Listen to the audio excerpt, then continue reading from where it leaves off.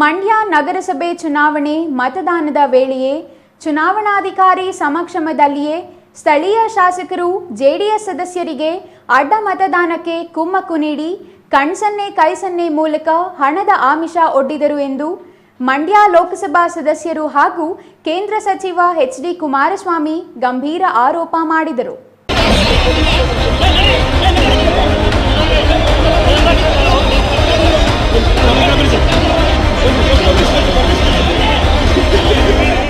ಮಂಡ್ಯ ನಗರಸಭೆ ಅಧ್ಯಕ್ಷ ಉಪಾಧ್ಯಕ್ಷ ಚುನಾವಣೆ ಪ್ರಕ್ರಿಯೆ ಮುಗಿದ ನಂತರ ಮಾಧ್ಯಮಗಳ ಜತೆ ಮಾತನಾಡಿದ ಕೇಂದ್ರ ಸಚಿವರು ವಾಮ ಮಾರ್ಗದಲ್ಲಿ ಜೆಡಿಎಸ್ ಬಿಜೆಪಿ ಪಕ್ಷಗಳು ಅಧಿಕಾರ ಹಿಡಿದವು ಎಂದು ಶಾಸಕ ಗಣಿಗ ರವಿ ನೀಡಿರುವ ಹೇಳಿಕೆಗೆ ತಿರುಗೇಟು ನೀಡಿದರು.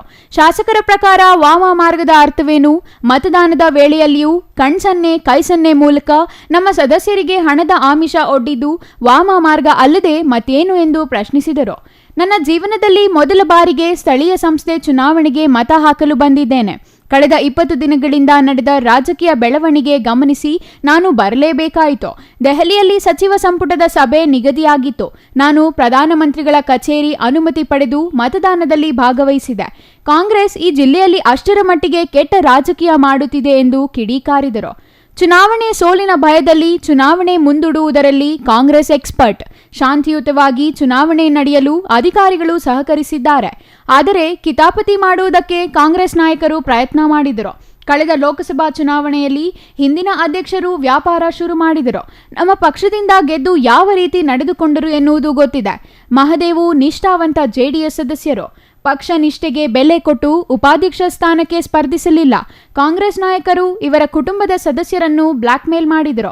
ಮಹದೇವು ಅವರು ತೆಗೆದುಕೊಂಡ ನಿರ್ಧಾರ ಪಕ್ಷ ನಿಷ್ಠೆಗೆ ಮಾದರಿಯಾಗಿದೆ ಎಂದರು. ಖರ್ಗೆ ಅವರ ಕುಟುಂಬ ಕೆಐಎಡಿಬಿಯಿಂದ ಸಿಎ ಸೈಟ್ ಪಡೆದಿರುವ ಬಗ್ಗೆ ಕೇಳಲಾದ ಪ್ರಶ್ನೆಗೆ ಉತ್ತರಿಸಿದ ಕೇಂದ್ರ ಸಚಿವರು ಪ್ರಿಯಾಂಕಾ ಖರ್ಗೆ ಮಾತಿಗೆ ಮುಂಚೆ ಊರಿಗೆಲ್ಲ ಬುದ್ಧಿ ಹೇಳುತ್ತಿದ್ದರು. ಈಗ ಅವರೇ ಬುದ್ಧಿ ಹೇಳಿಸಿಕೊಳ್ಳುವ ಸ್ಥಿತಿಗೆ ಬಂದು ತಲುಪಿದ್ದಾರೆ. ಹಲವಾರು ಜನರಿಗೆ ಈ ರೀತಿಯಲ್ಲಿ ಜಾಗ ಕೊಟ್ಟಿದ್ದಾರೆ. ಬೇಕಾದಷ್ಟು ಪ್ರಕರಣಗಳು ನಡೆದಿವೆ. ಖರ್ಗೆ ಅವರು ದೇಶಕ್ಕೆ ನಾಡಿಗೆಲ್ಲ ಬುದ್ಧಿ ಹೇಳುವವರು, ಉಪದೇಶ ಮಾಡುವವರು. ಯಾವ ಆಧಾರದ ಮೇಲೆ ಈ ಜಾಗವನ್ನು ಇವರು ತೆಗೆದುಕೊಂಡಿದ್ದಾರೆ ಎಂದು ಪ್ರಶ್ನಿಸಿದರು. ದುಡ್ಡು ಕೊಟ್ಟು ಖರೀದಿಸಲು ಆಗುತ್ತಿರಲಿಲ್ವಾ? ಖಾಸಗಿ ಜಮೀನು ಖರೀದಿ ಮಾಡಬಹುದಿತ್ತು. ಕೆಐಎಡಿಬಿ ಜಾಗವೇ ಬೇಕಿತ್ತ?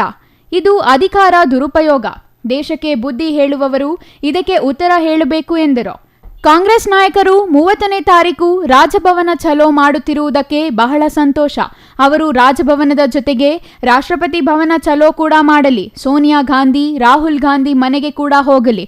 ಸತ್ತಿರುವ ವಿಚಾರ ಇಟ್ಟುಕೊಂಡು ನನ್ನ ಬಗ್ಗೆ ಮಾತನಾಡುತ್ತಿದ್ದಾರೆ. ಮಹಾನ್ ಅಪರಾಧ ಮಾಡಿದ್ದಾರೆ ಎನ್ನುತ್ತಿದ್ದಾರೆ.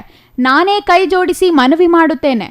ರಾಜ್ಯಪಾಲರ ಅನುಮತಿ ಪಡೆದು ತನಿಖೆ ಮಾಡಲಿ ಎಂದು ಸಚಿವರು ಸವಾಲು ಹಾಕಿದರು. ನನ್ನ ಬಗ್ಗೆ ಮಾತನಾಡುವ ಅಸಾಮಿಯ ಬಗ್ಗೆ ಚರ್ಚೆ ಮಾಡಲು ಬಹಳಷ್ಟು ವಿಚಾರಗಳಿವೆ. ಪಾಪ ನಮ್ಮನ್ನು ಕೆದಕಿದ್ದಾರೆ. ನಿನ್ನೆಯ ದಿನ ಅಸಲಿ ನಕಲಿ ಎಂದು ಹೇಳಿದ್ದಾರೆ.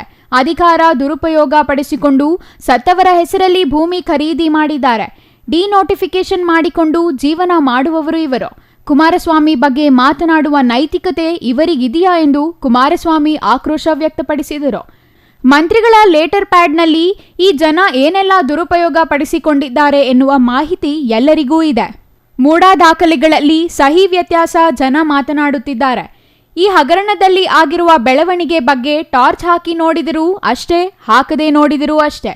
ಅದು ಸರ್ಕಾರಿ ಭೂಮಿ ಲಪಟಾಯಿಸಿ ಮೂಡಾ ಸೈಟ್ ಪಡೆದಿದ್ದಾರೆ. ಇದಕ್ಕೆ ಉತ್ತರ ಕೊಡಲಿ ಎಂದು ಅವರು ಒತ್ತಾಯ ಮಾಡಿದರು. ಕಾನೂನು ಪ್ರಕಾರ ಎಷ್ಟು ಸೈಟ್ ಬೇಕಾದರೂ ಪಡೆಯಿರಿ, ಇದಕ್ಕೆ ನಮ್ಮ ವಿರೋಧವಿಲ್ಲ. ಸುಳ್ಳು ದಾಖಲೆ ಸೃಷ್ಟಿ ಮಾಡಿ ಅಧಿಕಾರಿಗಳನ್ನು ದುರುಪಯೋಗ ಮಾಡಿಕೊಂಡು ಇಂತಹ ಕೆಲಸ ಮಾಡಿದ್ದಾರೆ. ಸಾಮಾನ್ಯ ರೈತನೊಬ್ಬ ಬಂದು ಜಮೀನು ಖಾತೆ ಮಾಡಲು ಹೇಳಿದರೆ ಮಾಡಿಕೊಡುತ್ತಾರಾ? ಭೂ ಪರಿವರ್ತನೆ ಮಾಡಿದ್ದೀರಿ ಅಲ್ವೇ? ಅದು ಯಾರ ಭೂಮಿ ಎಂದು ಪ್ರಶ್ನಿಸಿದರು. ಅಲ್ಲದೆ ಆ ವ್ಯಕ್ತಿ ಸತ್ತು 25 ವರ್ಷವಾಗಿದೆ. ಸತ್ತಿರುವ ವ್ಯಕ್ತಿಯ ಹೆಸರಲ್ಲಿ ಡಿನೋಟಿಫಿಕೇಶನ್ ಮಾಡಿದ್ದೀರಿ. ಸತ್ತಿರುವ ಲಿಂಗನ ಹೆಸರಲ್ಲಿ ಡಿನೋಟಿಫಿಕೇಶನ್ ಮಾಡಿಸಿದ್ದು ಯಾರು ಎಂದು ಸಚಿವರು ಪ್ರಶ್ನಿಸಿದರು. Political bureau, CTV news, Chikkaballapur.